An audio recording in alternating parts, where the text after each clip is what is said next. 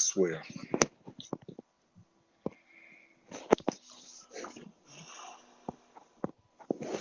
Okay, we're gonna try this again. Thing keep popping off my ring stand. Shabbat Shalom, Israel. Greetings to the 12 tribes of Israel, scattered, dispersed, but not destroyed. Shema Israel, Yahuwah Lehenu, Yahuwah Echad. I am Yemi'el ben Yehuda. This is my brother Malak ben Yasharella. We want to welcome you to the truth. We are another affiliate of the Ark, and we are a part of this ministry trying to share the truth about the scriptures to you so that you will not be lost nor confused, that you will be able to embrace the calling, your call as who you are and whose you are. I want to say welcome to everybody. I'm so glad that you decided to spend your Shabbat here with us. I know there's a million other things that you could have been doing, but you decided to spend this day with us, so we are grateful. Malak, how have you been, my brother? Oh, been doing all right. Been doing all right. What about yourself, man? Shabbat shalom. Shabbat shalom. I've been pretty good, man. I can't complain. Man, honestly, bro, I had the weirdest revelation this week, and I'm going to share it. Come. Funny that it does coincide with what we've been teaching. And I'm so grateful that Yah is revealing himself to Israel, not only to me, but to the rest of the body. So we've really been trudging along. Let me add my board to this. All right, there he is, the man, the myth, and the legend. Shabbat shalom, brothers. Shabbat shalom, family. Shabbat shalom. Shabbat shalom. Shabbat shalom. So, I'm going to talk to y'all for a few minutes before we go into Deuteronomy 29. I talked to the brothers on last week, and we discussed sharing some high points of what we've been learning, and also going over these things in different kind of aspects. One from a religious standpoint of what you've been taught, one from a legalistic standpoint, so that you can grasp the scriptures from the legal aspect. I'm going to talk to you about some things from a spiritual aspect that I've been awoken to. And I know people use that word woke so often and so freely and liberally that, we've lost really the context of what this word truly means. Hell, now white folks are woke. I don't know how in the hell that happened. But the main people that are the construct, now all of a sudden they I don't get it. But so I was studying a little bit this week and fell asleep, and I had this dream. And I started to understand some things that I hadn't looked at. Well, I've observed and I understood, but I think y'all made this more clear to me. And so when we start thinking about Yah in his fullness, Yah has always tried to have relationship with the people. And Yah, earlier on in our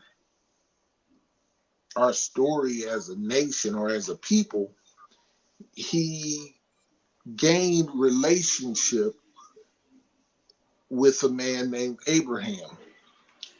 And because Abraham was faithful to Yah, and when I say faithful, Shabbat Shalom, when I say faithful, I mean he kept Yah's laws. He kept Yah's statutes. He kept Yah's commandments. We could go back to Genesis, I think it's 24, 25, and show you, but we're not even going through that. And so he established a relationship, and not only a relationship, but he went into covenant. And from a legalistic standpoint, covenant is very important because not only is it a mutual agreement, but it's contractual. That's right. And because it's contractual, there are, I don't know how I could say this to make sense, so Malak, correct me.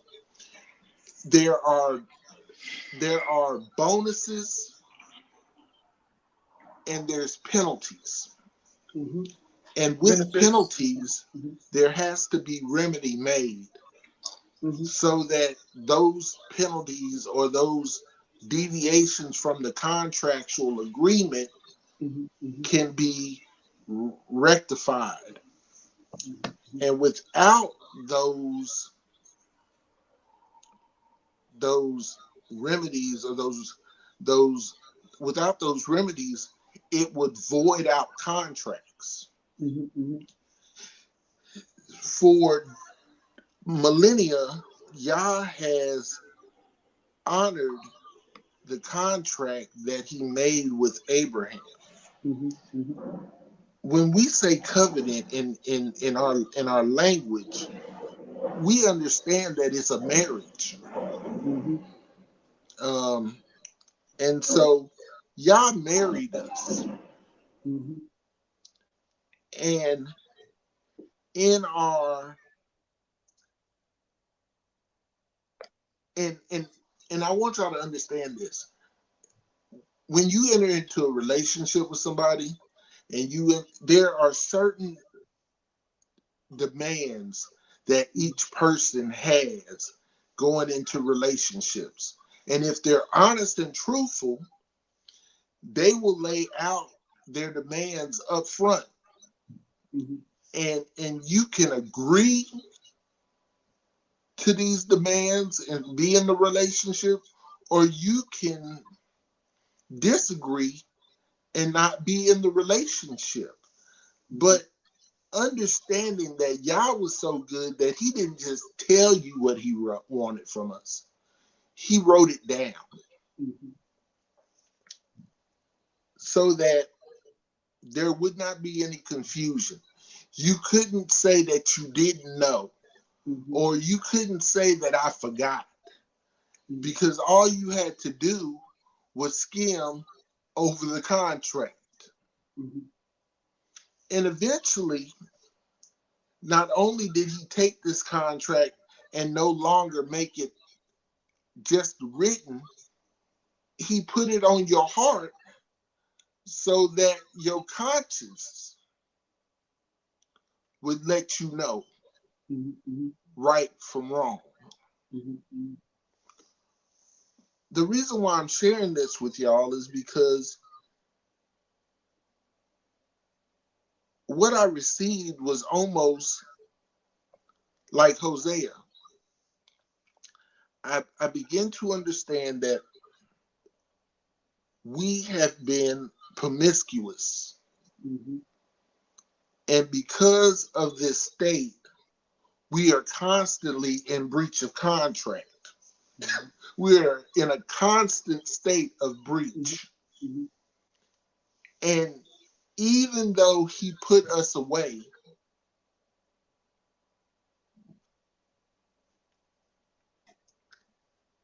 he still was willing to redeem us. He never signed the letter of divorce, but he separated from us. And now, as we have been scattered and dispersed throughout the nations, it has been put on many of our hearts to go back and to revisit the contract. Yah wants us to revisit this contract. And I didn't understand why the lessons were being taught this way, or why I was given the lessons in the order that I was given these things, man. It never made sense. But he has shown me that we have to revisit the contract with our people before his return.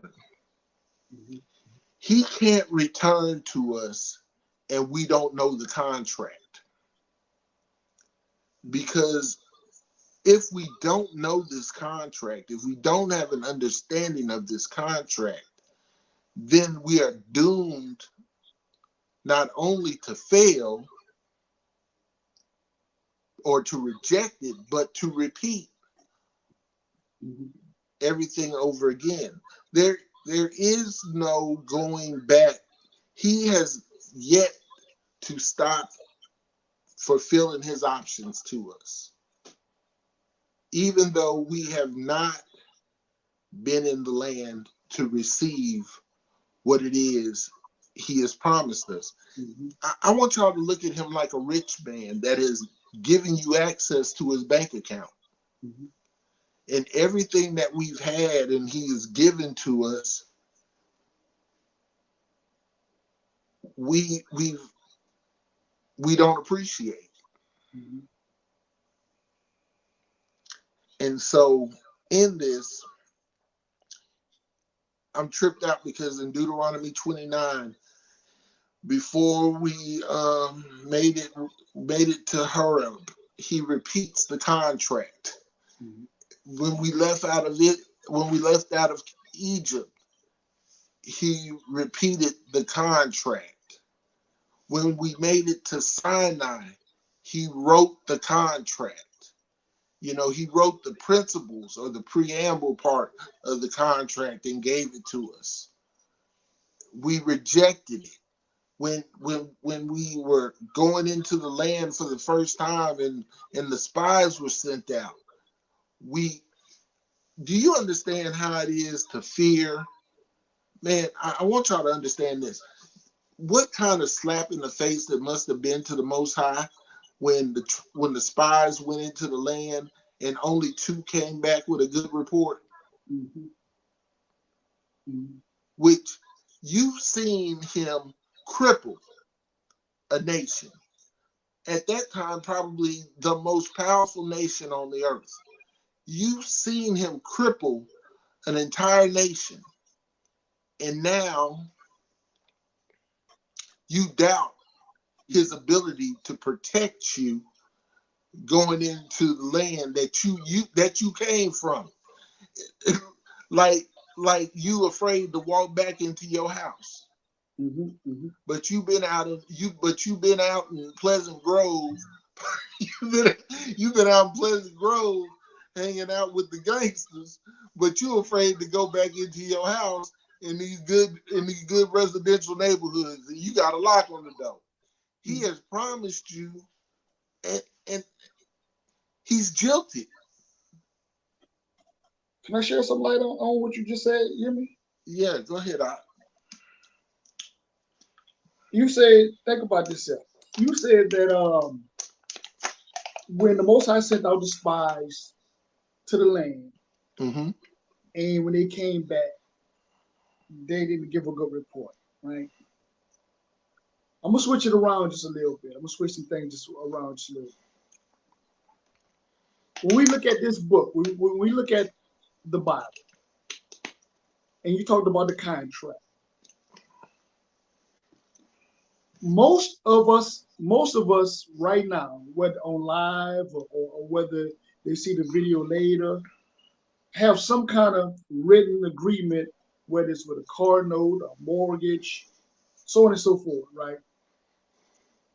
And they honor that agreement, even to the point where even if they fall behind on the bill, you know, the people offer remedy for them to get back on track, whether it's, you know, credit repair, credit dispute, you know, or pushing a couple of notes back or what have you, right? There's always this remedy. The Most High has always given this remedy, just like when we deal with these people, when we have to pay a bill, we fall behind or whatever, we're negligent, there's remedy. Okay. Then about the report aspect. The Most High said that we're the salt of the earth, that we're the basically we're the strongest nation, right? We're stronger than the other nations, right? And here it is, even in these people's studies, their science, their different method of investigating the human body, the minds, the anatomy, so on and so forth. They have even came out with reports saying that the genetic makeup of so-called black people, right, is superior, if we can use that word, is superior than the other nations, right? The black woman have with the Eve gene, so forth and so forth, so on and so forth. Black men, when we get into athletics, we tend to dominate, whether it's boxing, track field, whatever. So in other words, what I'm saying is, the Most High is giving all these examples, and the world give these examples, but we still just don't want to believe. We'll find a way to go get a report from somebody else than the Most High, because all they're doing, all their reports they're getting are really just following suit of the Most High, following what the Most High have already said.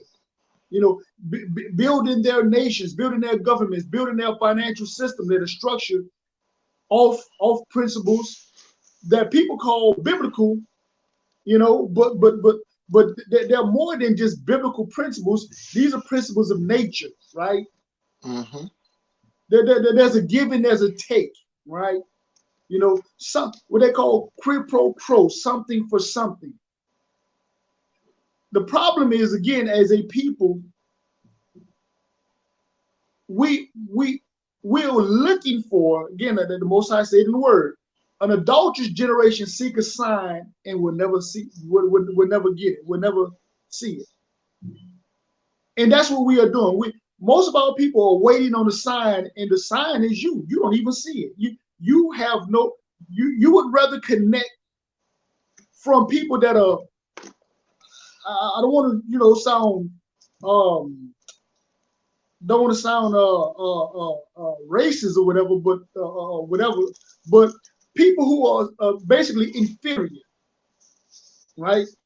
You would rather follow people who really took notes out of your scriptures, took notes out of your records, or people that took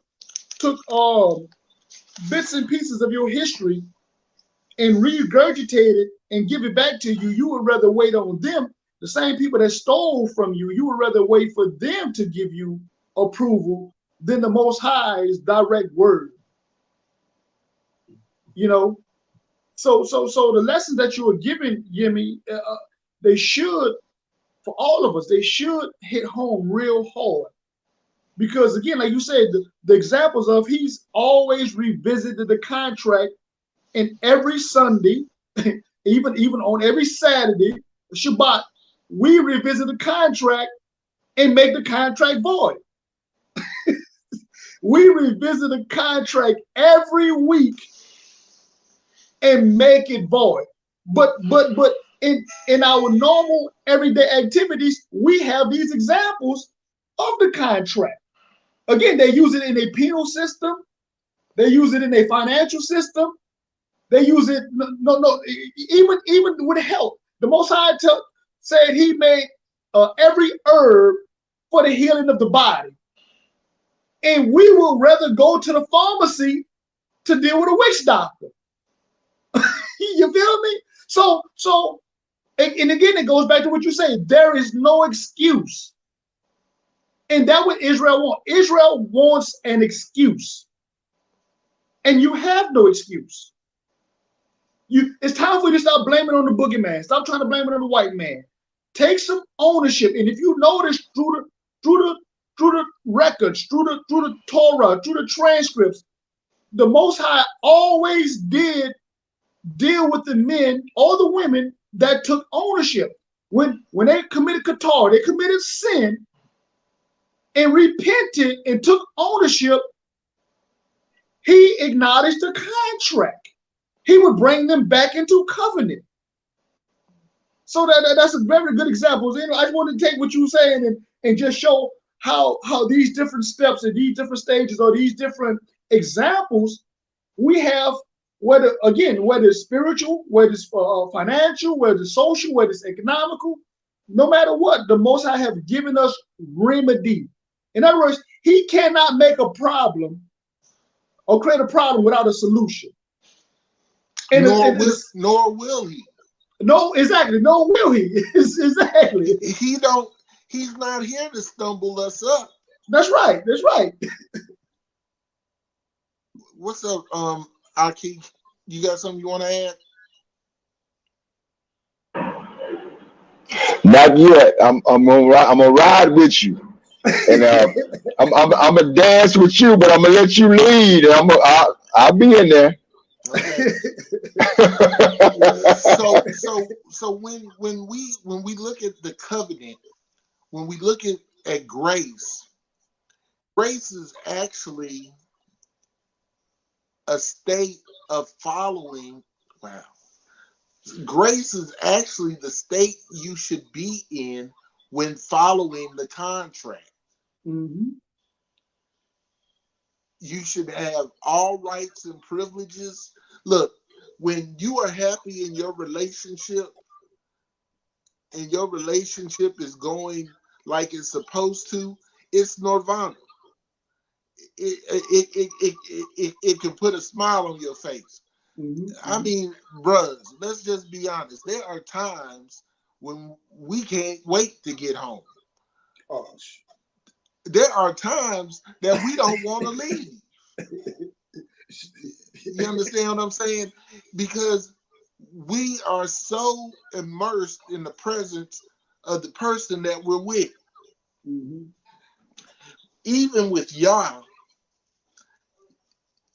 had a way of ushering us into His presence by setting aside date nights, Mm-hmm. Sabbath days, feast, new moons. He even wanted you to watch the man. Do you understand? Yah is a romantic. I never thought about this, but when you love somebody, you want to sit up under the stars with them and look at the moon. Go ahead, The difference is the Most High's love, is predicated on something that is concrete, not abstract. That's a fact. That's the main difference, because I don't want the people to get tripped up, because again, remember, English is an equivocal language, so when we talk about this romanticized, I don't want our people to get emotional. So let me explain to you this. When I say that he is a romantic, I'm saying that he woos us with what he does. That's right. When I say he's a romantic, I mean he made a full moon and a new moon. The full moon for us to travel by, and the new moon for us to spend time with him. You understand? He made the Shabbats so that we could rest, because he understood that we worked hard and that we could spend time with him. He wants our time. Because not only does he want our time, he gave it to us to enjoy him. And so when I got this, man, I was shook, because I began to realize that we always look at him as the father, but we don't look at him as our lover. And I know that sounds kind of crude and kind of weird, but what I'm saying is, he is our sole provider. He is our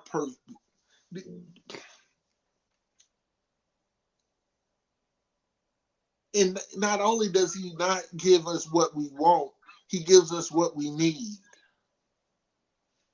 And then he'll give us what we want if we ask. You know, look at the feast days. One of the feast days, he told, if you out of town and you and you know it's too hard for you to bring what you need to the land. Sell it for money where you're at, and then when you get here, buy whatever you lust for, whatever your heart contents.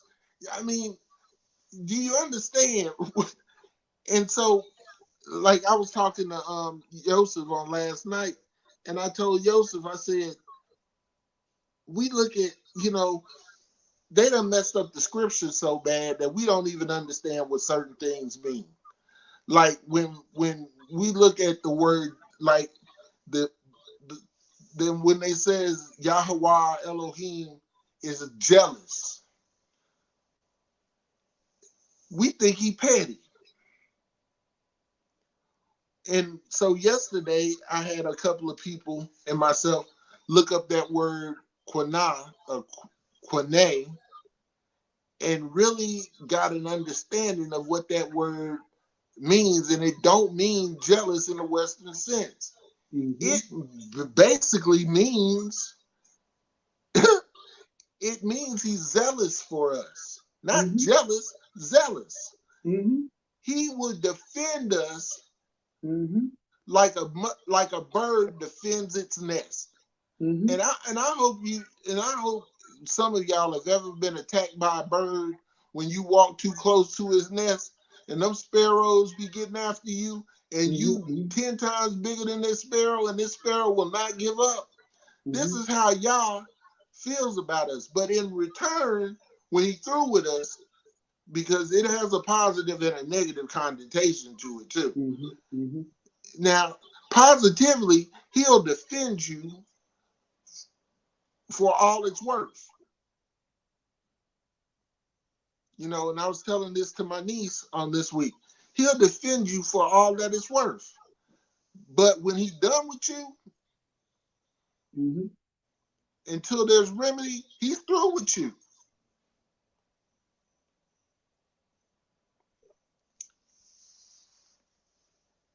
I just want us to understand that we have to get ourselves in a position to be in relationship, y'all. Because without relationship, you don't have to worry about salvation. If you can't get to the grace part, don't even worry about salvation. If you ain't ready to receive his grace, salvation ain't even for you. You might well keep on doing everything that you're doing. Because without receiving grace, there ain't really no salvation for you.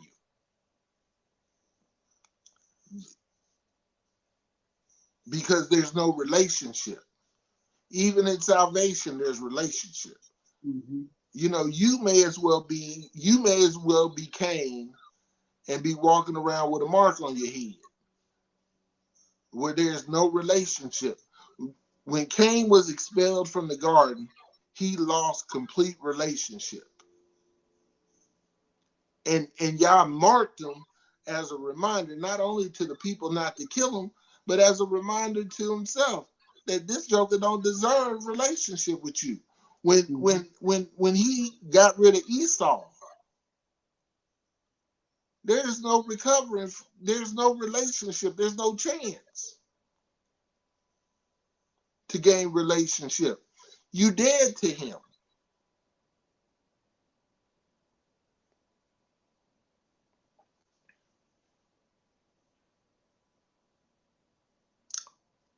Let's go into Deuteronomy 29.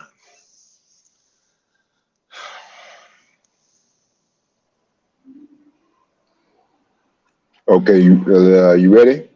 Yep.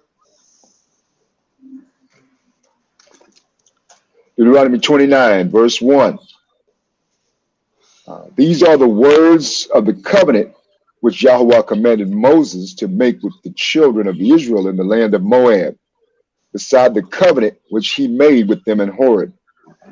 And Moses called unto all Israel and said unto them, Ye have seen all that Yahweh did before your eyes in the land of Egypt unto Pharaoh and unto all his servants and to all his land.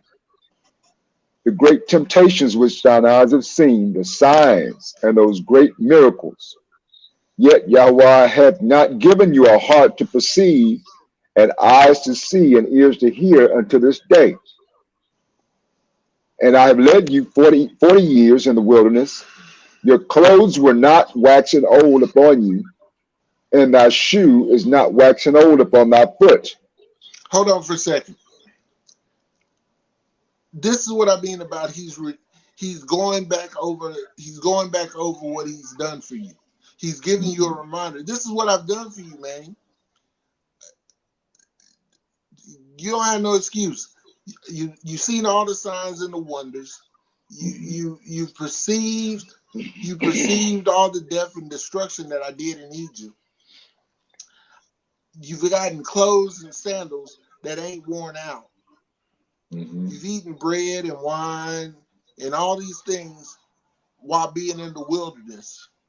You've lived. Why do he got to keep reminding us of this? Go ahead, Art. Verse 6, you have not eaten bread, neither have you drunk wine or strong drink, that you might know that I am Yahweh your Elohim. And when you came into this place, Sihon, the king of Heshbon, and Og, the king of Bashan, came out against us unto battle, and we smote them. And we took their land, and gave it for an inheritance unto the Reubenites and unto the Gadites, and to half the tribe of Manasseh. Keep therefore the words of this covenant, and do them, that you may prosper in all that ye do. Ye stand this day, all of you, before Yahweh your Elohim, your captains of your tribes, your elders, and your officers, with all the men of Israel. Your little ones, your wives, and thy stranger that is in thy camp, from the hewer of thy wood unto the drawer of thy water, that thou shouldest enter into a covenant with Yahweh thy Elohim, and into his oath, which Yahweh thy Elohim maketh with thee this day, that he may establish thee today for a people unto himself, and that he may be unto thee an Elohim, as he has said unto thee, and as he had sworn to thy fathers, to Abraham, Isaac, and to Jacob. Okay, stop right there. Now he's making an oath. He's actually marrying us at this point. He's given us the bride price by taking the land and making it an inheritance. He's given it to part of the tribes for them to keep. He's protected us in battle. And so now it's time for us to make some oaths. I want y'all to understand this. We swearing on something right now. He's not only is he renewing the covenant with Abraham, Isaac, and Jacob, those covenants, but now he's making us a people, not for the world, but for himself. We are his gem. We are his pride and joy. We are the people of this book. And our forefathers, our ancestors, had a decision to make as we, were in this land of Moab. Go ahead and start on 14. Okay, 14. Neither with you only do I make this covenant and this oath, but with him that standeth here with us this day before Yahweh Elohim, and also with him that is not here with us this day. For ye know how we have dwelt in the land of Egypt, and how we came through the nations which ye passed by. And ye have seen their abominations and their idols, wood and stone, silver and gold, which were among them.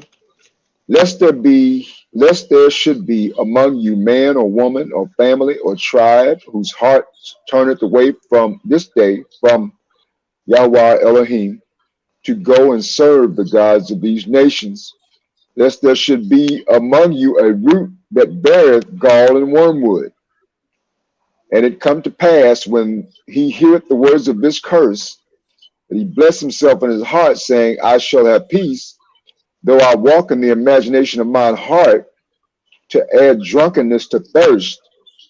Yahweh will not spare him. But then the anger of Yahweh and his jealousy shall smoke against that man, and all the Remember, curses. remember what I said about jealousy. He will either defend you wholeheartedly or he gonna put you away. So in this instance, he's putting us away. Go ahead. And his jealousy shall smoke against that man, and all the curses that are written in this book shall lie upon him. And Yahweh shall blot out his name from under heaven. And Yahweh shall separate him unto evil out of all the tribes of Israel, according to all the curses of the covenant that are written in the book of the law, so that the generation to come of your children that shall rise up after you, and the stranger that shall come from a far land shall say, when we see the plagues of that land, and the sicknesses which Yahweh hath laid upon it, and that the whole land thereof is brimstone and salt and burning, that is not sown, nor beareth, nor any grass groweth therein, like the overthrow of Sodom and Gomorrah, Admah and Zeboim, which Yahweh overthrew in his anger and his wrath. Even all nations shall say, wherefore has Yahweh done thus unto this land? What meaneth the heat of this great anger? Then men shall say, because they have forsaken the covenant of Yahweh Elohim of their fathers, which he made with them when he brought them forth out of the land of Egypt. For they went and served other Elohim and worshipped them, Elohim whom they knew not and whom they had not given unto them. And the anger of Yahweh was kindled against this land, to bring upon it all the curses that are written in this book. And Yahweh rooted them out of their land in anger and in wrath and in great indignation, and cast them into another land, as it is this day. The secret things belong unto Yahweh Elohim, but those things which are revealed belong unto us and to our children forever, that we may do all the words of this law.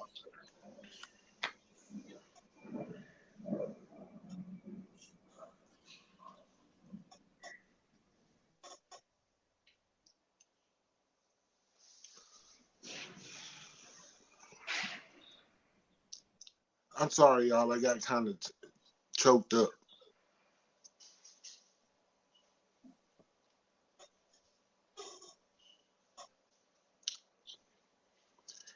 As we have suffered, so is the land.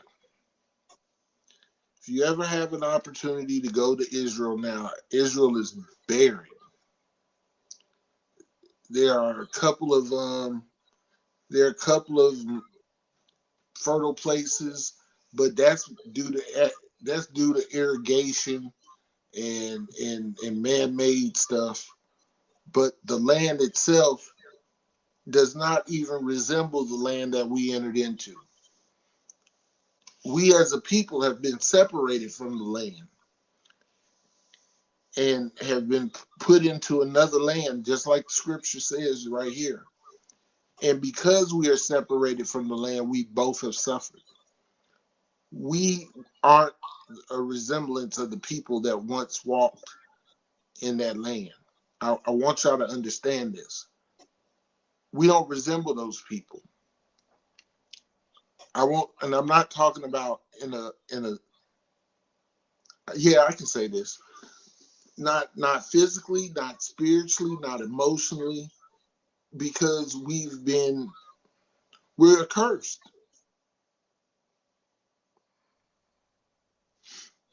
You know,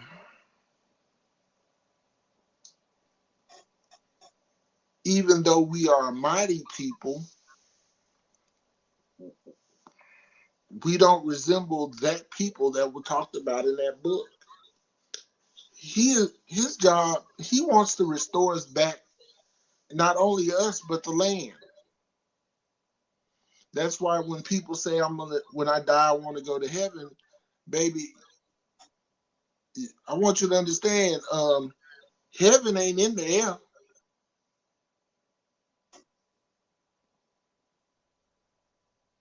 If that's what you waiting on, your place ain't there. Your place is in the land. Your task was to inherit this. This was your inheritance, not there. He gonna bring that down here. Am I wrong, Aunt? No, you're correct. I'm sitting here just thinking about a couple of things. You know, I know we all have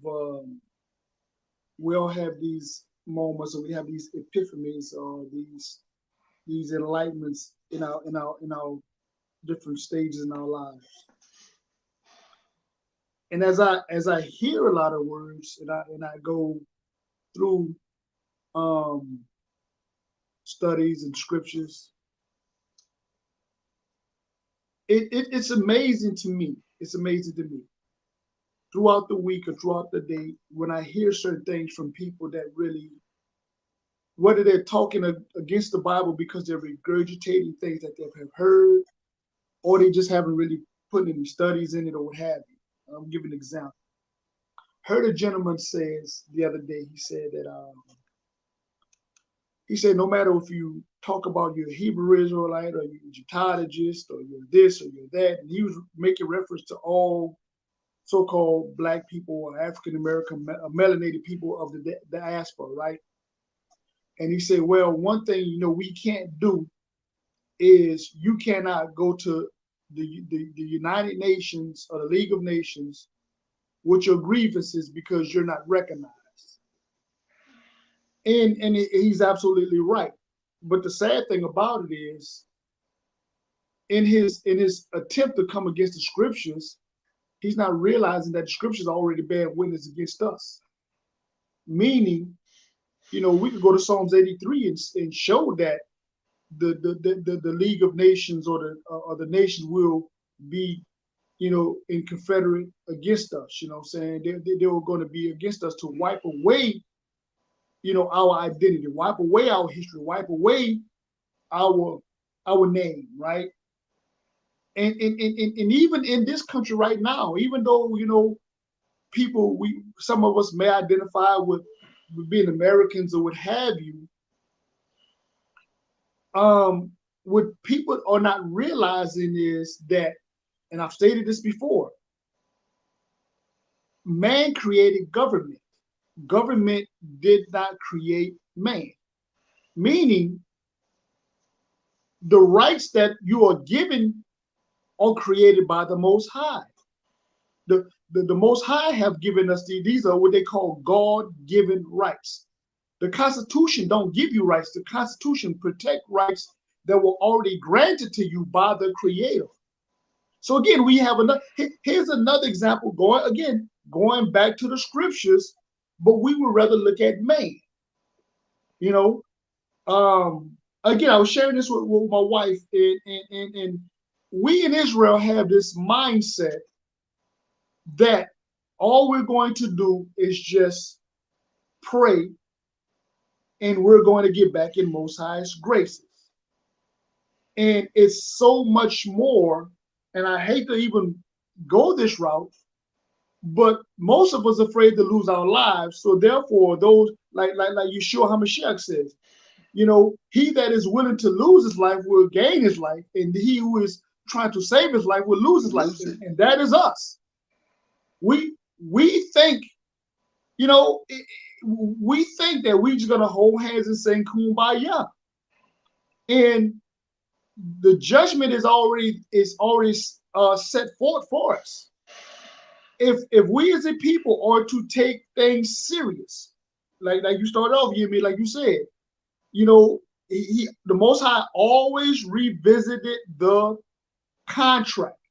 In every instance, people that came out of when we came out about various captivities, those that carried the captive's mindset, he done away with them. You know, because that captive mindset or that slave mindset or mentality is going to get the rest of the Israel that want to pull away from, that mindset of the spirit, is going to get them in trouble. So he has to get rid of those people. We have to get rid of the people that have that kind of mindset. So anyway, I was just sharing that because as you go through this, Jimmy, as you go through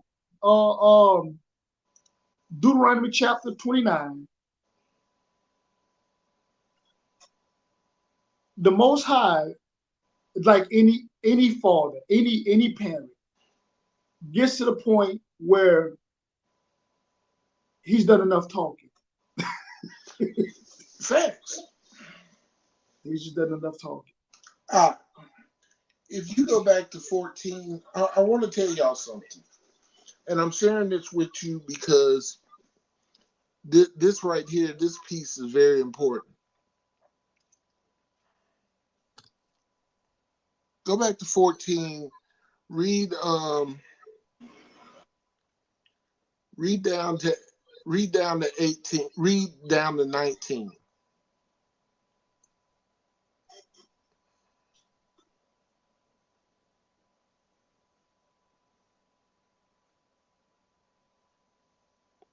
You on mute? You on mute, Rod? I'm sorry. Verse 14. Neither with you only do I make this covenant and this oath, but with him that standeth here with us this day before Yahweh our Elohim, and also with him that is not here with us this day. So what does that mean, Ak? That means he's not just talking to the people that he was talking to at that particular time. He's speaking with us as well. Okay. Talking about to our heirs, our children, our children's children, our children's children. The Father's word is eternal. It's not bound by time. This is what got Christianity tripped up. Got us tripped up in Christianity. We said whatever was back then, this is now. This is a new day. But the Father said, I'm talking to you, and I'm talking to the ones that's going to come behind you.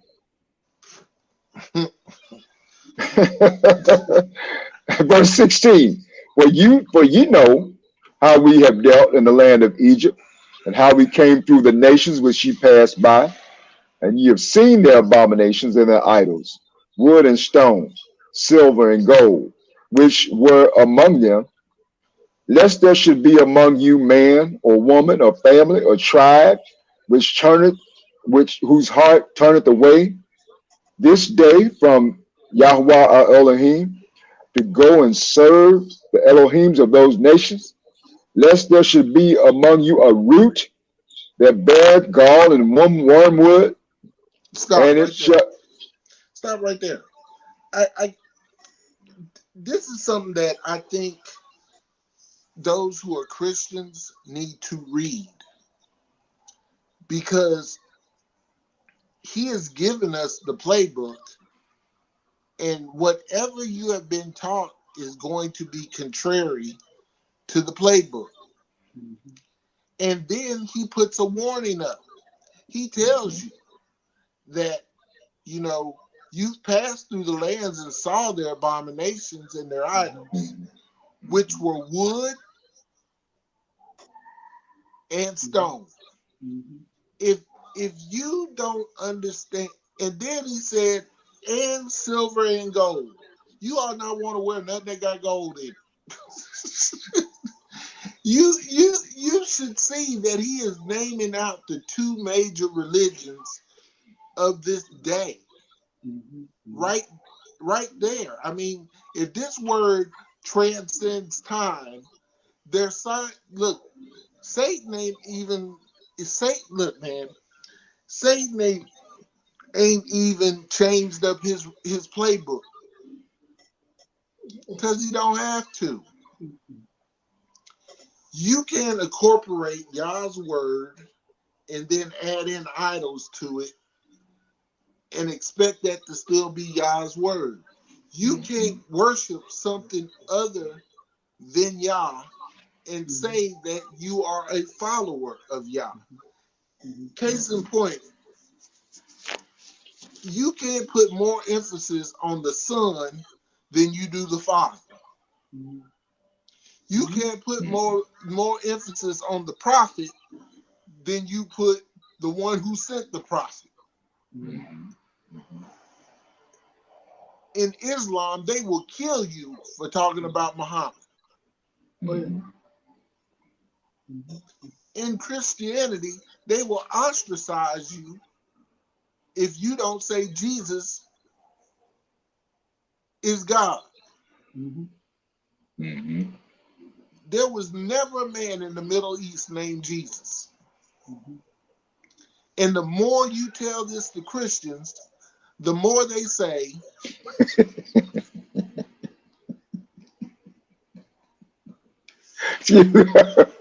no, go ahead.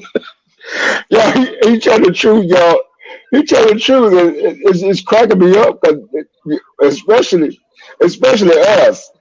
Well, we'll get you about that name. That name right there, you get God. You will get God. Malak, do you hear me? Like Crips and Bloods, you get God over that name right there. hold on, man. There was never a man in the Middle East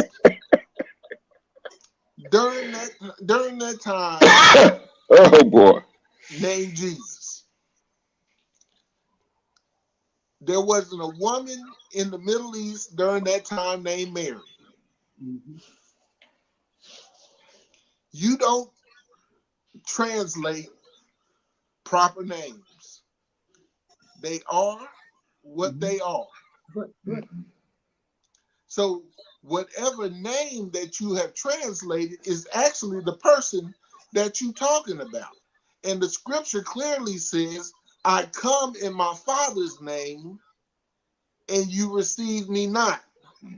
But if I come but one will come in another name, and what does it say after that? Then you'll receive him. He even warned you in the word about the other person who says that he's him. You know, I used to get tripped up. There's a sister that used to say that Jesus was the Antichrist. And I used to get mad, even as a Hebrew Israelite, because I'm like, the scripture ain't talking about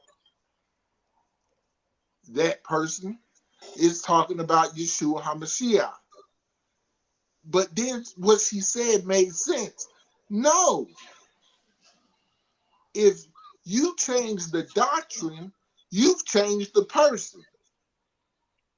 Let me ask you a question. Like you said, Jimmy. Again, I have never been that engulfed into mainstream religion, and I think that's a blessing of the Most High. But to see and listen to you brothers and how y'all can see things and relate to things, and how y'all, again, the humility that you brothers have to be able to be honest and talk about your experiences. It's so hard for me, because when I talk to my relatives that are still in religion, when they talk to me, man, it's like they don't want to hear nothing I have to say. I mean, I'm a demon to them. You know what I'm saying? I'm the Antichrist. In other words, I'm the Antichrist. You know, but the sad thing about it is, this is the reality what you just said. You can take any person from any other country with their proper name and come to America, and when you read that name, it's going to be Muhammad, whatever, whatever their name is. Whatever that name is. Yeshua HaMashiach, it's the whole thing they changed all the rules and regulations. They change it to fit that. And that is so mind-blowing to me. For one group of people, look, for one family, one group of people, they changed all the rules. Yeah. And we follow it blindly. We don't question it, even though in the scriptures he warns you against it. But then that takes you all the way back to 2 Thessalonians 2:12. What he told us, he said, look, I am going to give you a strong delusion that you might believe a lie. The issue is that when we made this covenant, our misunderstanding, we wanted to worship these things so bad that he turned us over to our own devices. Y'all, I want you to understand this. When you listen to a person talk about a reprobate mind, y'all don't understand how powerful that is. Can you find that scripture where it talks about the reprobate mind? Yeah. As he look for that. But we're sitting here as you go over, especially from 14 all the way down to 18. Mm-hmm. When I hear people start from the middle of the book, start from the New Testament, and just totally, just totally ignore the Torah or the Tanakh, just totally ignore that. It's like this God that they serve is a skittish God, because how can you tell me from 14 all the way to 18 he's making a covenant with them and their seed, their children's children, and then we get to the New Testament and these people just disappear. They don't even exist no more. They don't even matter no more. Well, how can you in a good, clear, conscious mind worship or serve a God that break his own rules and regulations? I'm gonna tell you why, and I want to give credit to Brother Yosef, because I don't take the credit for nothing. Okay, Yosef, read what you found, and then go to Romans 11 and read them Romans 11, because he had to send this to me. He sent this to me this morning. So I'm gonna tell you exactly how that happened now. But he gotta read what we look for first. Okay, now what you had me looking for was Romans chapter 1. Okay, go ahead and read it. About the reprobate mind. Yes. And even as they did not like to retain Elohim in their knowledge, Elohim gave them over to a reprobate mind to do those things which are not convenient, being filled with all unrighteousness, fornication, wickedness, covetousness, maliciousness, full of envy, murder, debate, deceit, malignity, whisperers, backbiters, haters of God, despiteful, proud, boasters, inventors of evil things, disobedient to parents, without understanding. Y'all catch this one. Covenant breakers. Come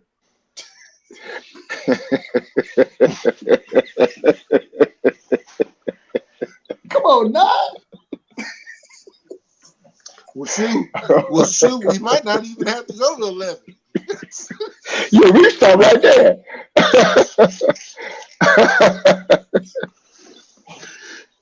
Do you understand? He turns us over to our own devices. Yeah. You want to worship these things? You want to do what these things tell you to do? Well, let me turn you over to a reprobate mind. That's right. This way you can do it all. You can be a backbiter, a stealer, a murderer, a fornicator, But adulterer. You can be all of this stuff. but I You can add the gambit. and again, this is what's happening right now in society right now. People have when the man can say flat out that he's a woman now, or a woman can say that she's a man, you know, I mean, and we can go on and on and on. That is a reprobate mind. Turned you over to your own. Basically, he turned you over to your own lust. Yeah. Now, I want you to understand this. In nothing is bad for you in moderation. A lot of people about to cuss me out because they're gonna be like, "You can sin in moderation." No, that's not what I'm saying. There are certain things that he allows you to do in moderation so that you don't yearn for stuff. Like during the feast days, we gonna party. Look, we gonna party. We gonna drink. We gonna eat. We gonna hang out with our friends. We gonna have a good time. We gonna do this 7 times a year. And eight if we include the feast of dedication. You know, we gonna have time to unwind. You gonna party. Look, you remember the parties that grandmama used to throw? I don't know if y'all had a big mama like I did, or if y'all, my grandmama, we called her Mama Stella. If you had a Mama Stella like I had, Mama Stella would go fishing for the whole week, catch up a whole bunch of fish. She had a little shotgun house. She didn't have a shotgun house. She had a double barrel shotgun house. Don't come at me. She had a double barrel shotgun house. She had 2 front doors. And when I got older, they changed one of the doors into a window. Don't at me. I'm just telling you the truth. Mama Stella had a double barrel shotgun house, and she had about a yard you could spit from the front porch to the street. That's how big of a front yard she had. But when she threw a party, they be frying fish, they be barbecuing. My grandmama had 90. Let's see. My grandmama had 22 grandkids. 22 of us. She had 93 great grandkids. And you got to understand, hey, what's up, Nadia? You got to understand, I was the next to the youngest out of all the grandkids. Yeah. So we had grandkids that was in their dang 40s. Look, we had grandkids in their 20s when I was born. We had them in their 30s. Dang near in their 30s when I was born. So my grandmama had, and she partied, and she watched over us, and people would drink. She let you. These are the only times she let you drink if you was young and you wasn't grown. Granddaddy would be up on the porch with my daddy and with my cousins, and they be drinking their little black velvet and their little Coke, sending us to the store to get ice and crap, and we'd be stealing money to get candy, and we'd be having a good time, right? But don't get too drunk, because Mama Stella ain't gonna be having a party no more. She about to lay down the law. And if you talk back, then you got to deal with Granddaddy. And I hate to say this, Granddaddy was 5'6", but he was a hell of a man. He wasn't even a man, he was a man. When I tell you my granddaddy was a man, he was a man. My granddaddy, if my granddaddy touched you, it was for good and bad. Yeah. This is how y'all is with us. He'll let you party with him until you step out of line. Don't get drunk. And grandmama will warn you, look, you done had too much to drink now, set it down. Set it on down. And did nobody say nothing? Yeah. Shut that music down, now it's getting late. Nettie Jean, Isla, Flora, y'all come in here and start making these to-go plates. Everybody knew what that meant. Get them kids together and put them in some water. They all smell like outside. Don't get in my bathtub neither. Get in these number 3 wash tubs. We got some number 3 wash tubs on the back porch and some of this Lysol. Yeah. This is how Yah is dealing with us. And what we have done, we've decided to get drunk at the party. We have decided to be disobedient at the party. And what has happened, he's turned us over to our own devices. And so our repercussions are our repercussions. This is why he's told us about gods of wood and stone, of worshiping idols of wood and stone.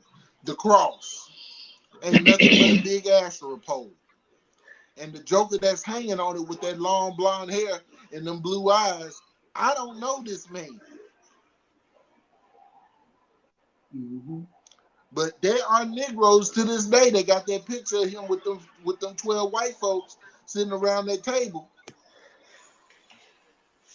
hanging up in their kitchen, next to them 2 big old, that big spoon and that big fork on the wall under that picture of Martin Luther King. You can't talk about their gods. You can't talk about this. Should be a warning to you as a Christian. If you're a Christian, that chapter should tell you, look, don't do what they do in the other lands. You're in a religion, Roman Catholics, Protestants, of heathens that have no connection to the land. And you have made it your faith base. And then we, as Hebrew Israelites, who have been woken up to the truth and are telling you to go back to the old ways, go back to the, what did the scripture tell you? Go back to the former days, didn't it? The scripture even tells you to go back to the former days. Stockholm syndrome is rampant though. What's amazing is this whole book is about, again, about a culture, about a covenant, about a people's lifestyle, about a nation, and we just throw all that away for a religion. You know, you throw it away for 16 books and 9 written by Paul. That's what you've done. You've made Paul your God. Yeah. Well, let me put it like this. You've made Paul your prophet. You made some dude from Rome your God.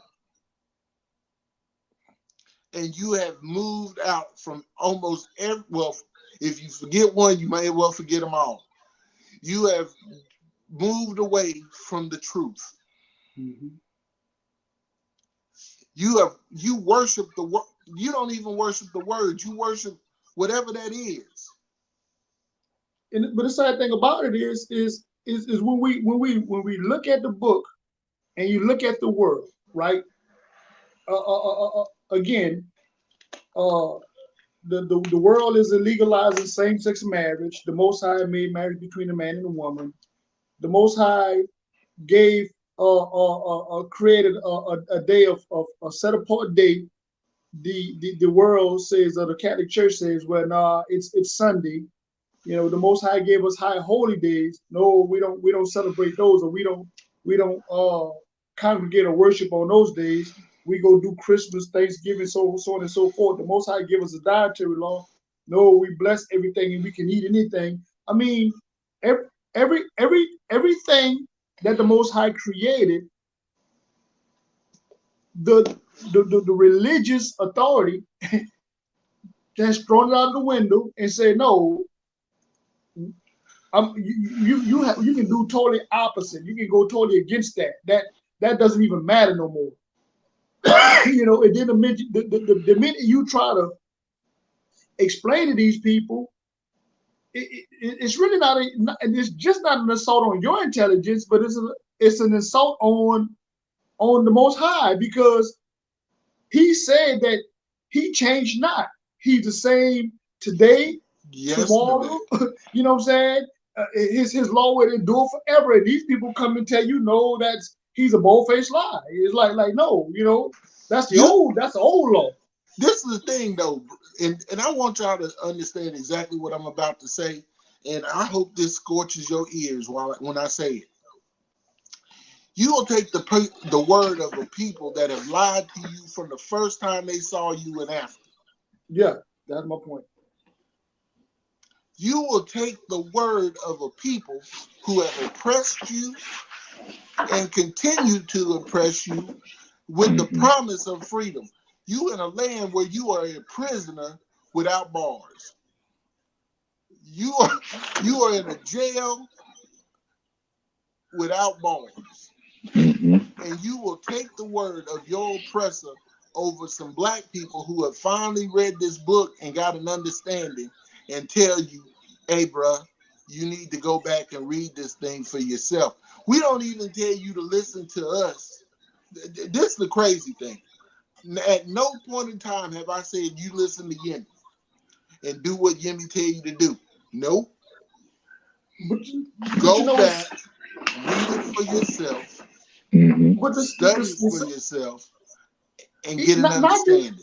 But not even just dealing with our people in religion. I'm talking. We can even go to our people that want to argue against the book. Well, you know, the book was written by a white man. You know, and the book condones slavery. And I'm like, if you ever go read the book and get the difference between servitude, right, and slavery, first of all, the book tells you that it's against the law for you to enslave a man against his own will. This is a God. This is a you know what I'm saying? This goes contrary to the book. You cannot enslave a man against his own will. But what else does it tell you? It tells you what's the punishment for that.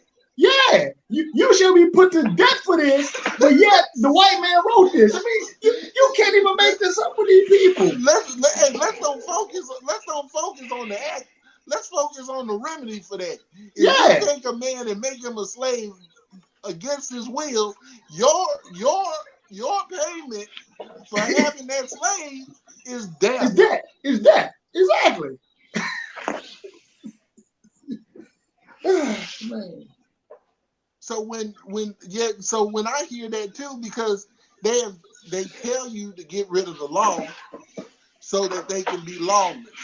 That's right. That's right. You don't understand if they tell you that the Old Testament is done away with, they're telling you that for a reason. That's they can be lawless, and you can be lawless right along with them. But not only that, so they don't have to answer because remember now, it says also that if he be found in your possession, so it's not that their forefathers got to answer for it. We are found in their possession. You have to answer for that. You got to answer for that. They got to throw it away. Well, no, we ain't got them behind bars. They can go at any time. Okay, let all of us. You won't even let us establish communities of our own here without destroying them. But hold on. Yemi. But remember, when you let him go free according to the law, you supposed to give him. Remember, you went over this a few weeks ago. You're supposed to give him remedy. You're supposed to give him restitution. You're supposed to give him restitution. This is the law. So you ain't really set us free. Exactly. You have to give restitution. This is in the law. You can't tell me you believe in this book and then turn away. But again, it goes back to what you said. This is why they want you to throw away the old covenant, so-called old covenant, and just start off at Matthew. Just start off at Matthew and just read. You don't read that Old Testament. And don't read the apocryphal books neither. Please don't read them. because then you'll figure out how we did it. Then you'll figure out how we took your land and took your identity. That's you know why they don't want you. That's why they don't want you to read the Apocrypha books, because the Apocrypha books tell you how your ancestors actually took away your rights. That's right. That's right. Took away your land and took away your freedoms. Right. Y'all, I ain't gonna keep y'all any longer. We're gonna go into Deuteronomy 30 next week. Gonna be a different conversation. I just want y'all to understand this. We're not teaching you this to scare you. We're not teaching you this to make ourselves seem more knowledgeable than you. No, we're still learning. I'm learning every day. Joseph and Malak will tell you. I ask them questions to this day. I still ask questions. Shabbat shalom, Shabbat shalom. I still ask questions because I don't know it all. Nor do I feel like y'all's gonna put me in a position to know it all, because he already understands what kind of fool I can be. Okay, that's why I honestly feel like Joseph used to say to me, and has always said to me from the beginning of our relationship, we know in part, we prophesy in part. What's the last part? Understand in part. We know in part, we understand in part, we prophesy in part. Yeah. That's why there's three of us up here and not one person. Because just like earlier, I made a gaffe and said something about drinking wine, and then the next second he read the scripture, said you didn't drink no wine. But see, I ain't ashamed to admit when I make a mistake. Or misread something.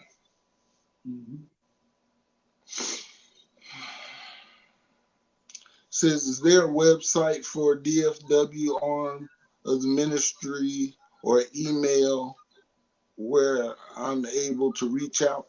Okay, so basically, go to the I think it's the arcdfw at gmail.com.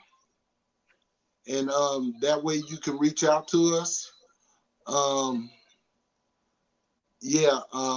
that. And that way we'll get back in touch with you. We don't meet up on the Shabbat, but we do meet up for holy days, even though we missed. I want to tell y'all to forgive me too, because I stopped counting days at day 32, I think.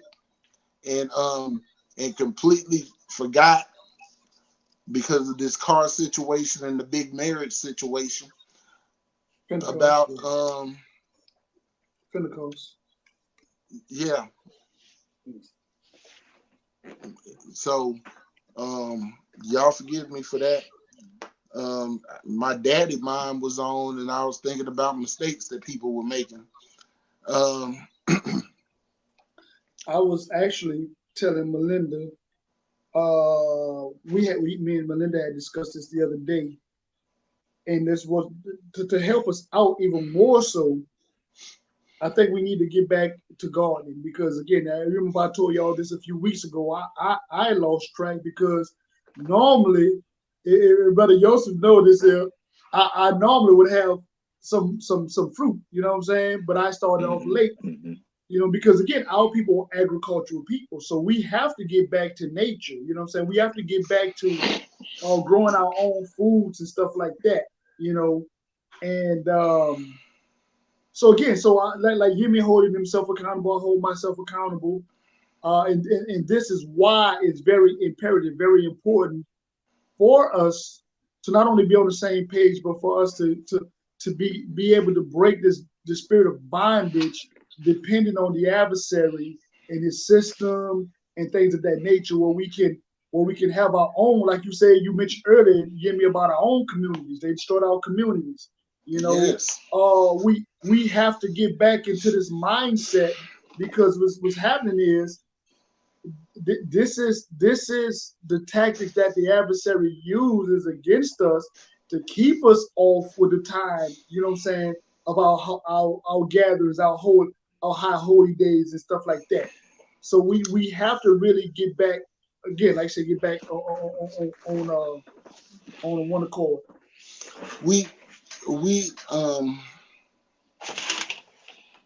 I want everybody to understand this too. As we break down and we start talking about, we talk about grace, and we're talking about, you know, actually being in a position to receive grace, that there are going to be sacrifices that you're going to have to make. You're going to have to turn away from some things. And as you turn away from these things, it'll put you in better communication with Yah. It'll open up your mind to things. And I'm telling you this because I want everybody to get back in their proper position. Understand that being outside of the protection of Yah is a death sentence.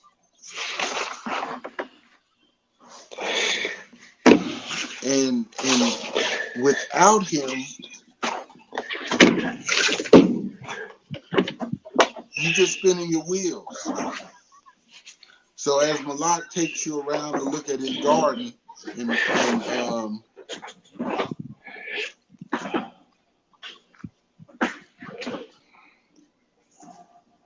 you know, I couldn't put none of that stuff out. My dogs done ate everything. My dogs ate a bush, y'all. The bush that went around the air conditioner, my dogs ate the bush down to the ground. I don't get it.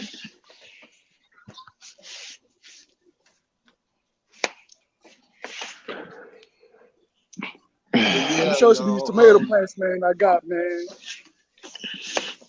Good. I'm expecting some tomatoes soon.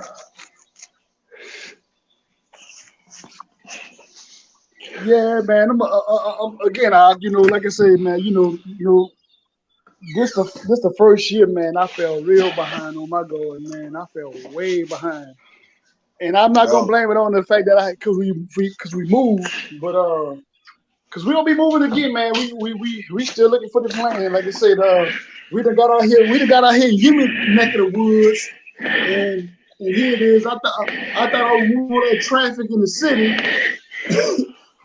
and I done ran into. I feel like the traffic out here is almost bad as DFW, man. Yeah, where y'all are is the bad news. Well, not the bad news, but y'all explode now. Yeah. Okay. Yeah, that's why I'm saying that area is exploding. Out, man. Hey, you remember when I first moved out here? There was no traffic.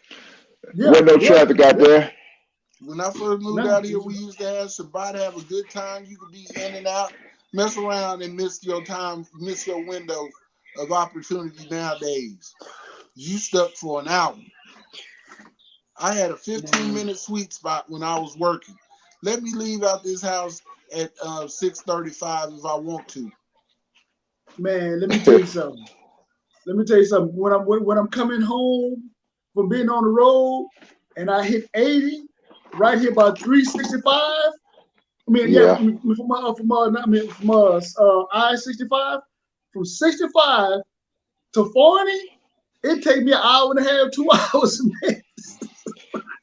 Man, I said no. I told Melinda, I said, you know what? What we're gonna do is we're gonna move out further. I'm gonna find some land where I can park my trucks at, and that's gonna be it, man. And we gonna have to go move in the sticks, man. They gotta go move with the boonies. I'm cool with that. Hey, I tell you this story. I left work one day, and I was like, man, shoot, I can wait to use the bathroom until I make it home.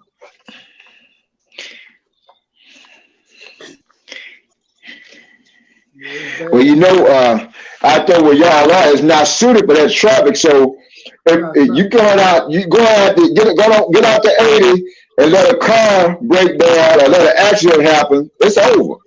It's over. The same thing on 20. Oh yeah. Well, 20 tend to be a little bit better than 80 though coming by. Unless you're coming on what it is 548. Now 548 get bad. But the thing about it though is out here they're building an what that is, an HEB. They're about to build an HEB, and they're building all these other stores out here. So it's about to get worse, man. Like I said, so I don't know, man. I'm gonna have to go move out there in the sticks, man, where the population of our people is 0.1%. Okay. I'm about to go move out there in the sticks somewhere, man. Y'all gonna look for the Shabbat. I'm gonna send y'all smoke signals. Okay. Y'all, I want to thank all of y'all, man, for coming in and just spending your Shabbat with us. We are very grateful to have you. Once again, every Shabbat day at 1 o'clock, classes start. They usually last an hour and a half. If you have any questions about the lessons, like I'm telling you now, next week we're going into Deuteronomy 30. We're still covering the covenant, but we're also covering grace at the same time. Go back and look at the videos. If you go back and look at the videos about grace, if you want to catch up, they're all there. We thank you once again. Y'all want to say anything before we go? No, I'm good. All right. So Shabbat Shalom, family. It's been a wonderful Shabbat. I want to say Shema Israel, Yahweh Eloheinu, Yahweh Echad. Thank you once again, and Shabbat Shalom. Go and enjoy your family. Shabbat Shalom, Shabbat Shalom, family. Shabbat Shalom, family.